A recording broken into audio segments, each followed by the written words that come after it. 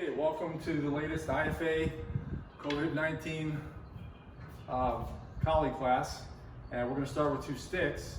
And you're right into crosata, into Sinawali patterns. So this is a great way to warm up as well, where we're going to step off to the right with an open crosata, which is the stick.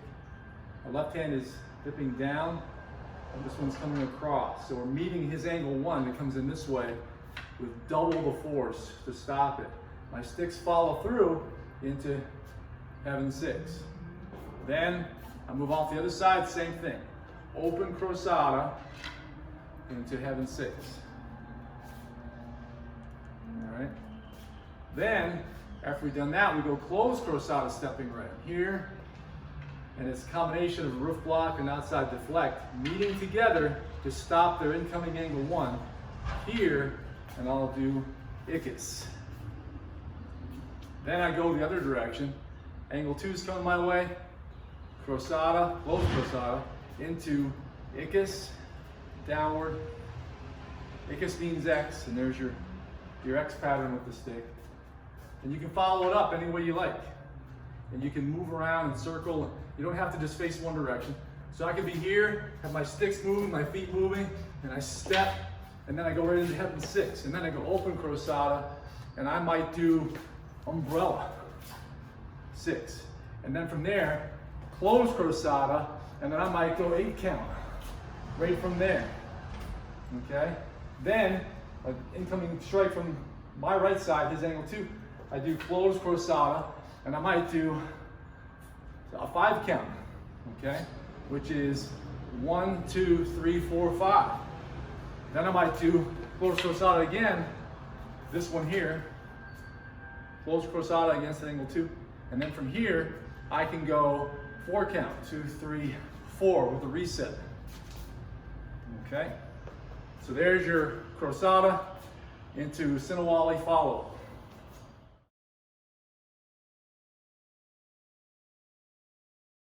Okay, now I thought I'd take a moment and look at the arco. This is a flourish with the stick that adds momentum and also deceives the opponent, throws off his timing. And it's a great skill to have. It teaches you to relax your wrist but to have a strong grip. And you can rotate the stick like this while still grasping it with all 4 fingers. And then there's a forward arco as well. Goes back. There's also reverse back arco. So from here, I can combine them. All right? So from here, I go arco behind and in front and then swing through. And then I go opposite direction into abanico watik. So let's look at that slowly. This is a nice thing to be able to add in when you're working with the stick, and then suddenly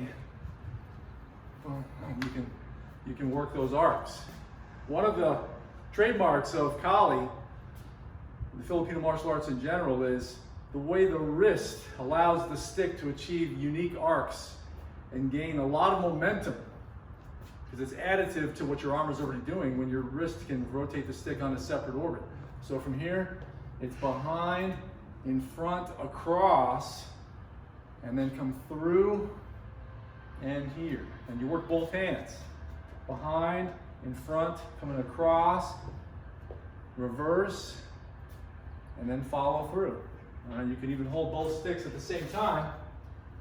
You just do one after the other.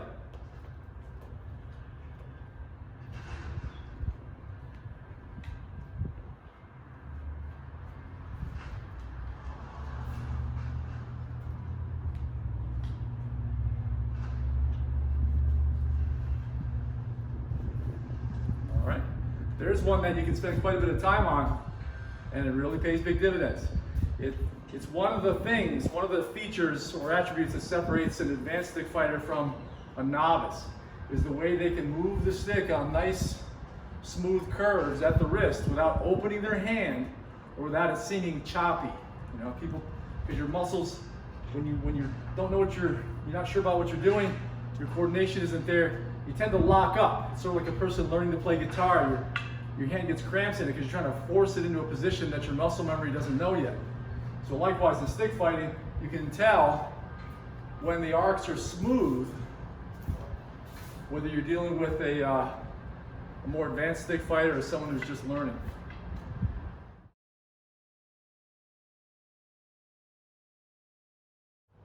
Okay, now we're going to look at espada y daga. Espada y daga is sword and dagger. And we can use a stick, or we could actually use a machete or a practice blade, something that's not sharp. And then this is a practice dagger as well.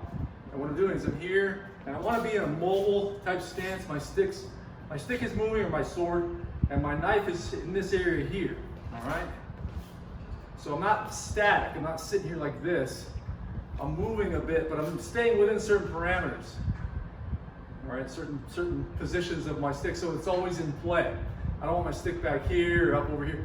And off of this, the opponent attacks with angle 1, and you got to use your imagination. You meet the angle 1 with your inside sweep or your angle 1. You're going to circle and hit abanico utik, and this, I'm stepping in with the left foot. That is key, because that's what puts the shorter weapon in play to thrust. He comes back with a backhand. I parry it through, and I slash, and I step back again, and I slash. So this is utilizing what we call lateral triangle footwork. Right foot forward, left foot back, left foot steps in and steps back. So you have a triangle that points to the right. So from here, I meet the attack, circle, thrust, parry, slash, slash. All right, meet the attack, circle, hitting at the temple or cutting, thrust, parry the incoming, that's at the arm, parry his weapon just above the wrist, and then I'm slashing at the belly, and then I'm slashing again on the disengage.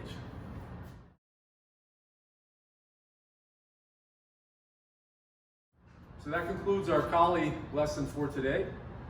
You can develop a lot of skill practicing along, so I hope you'll stay current.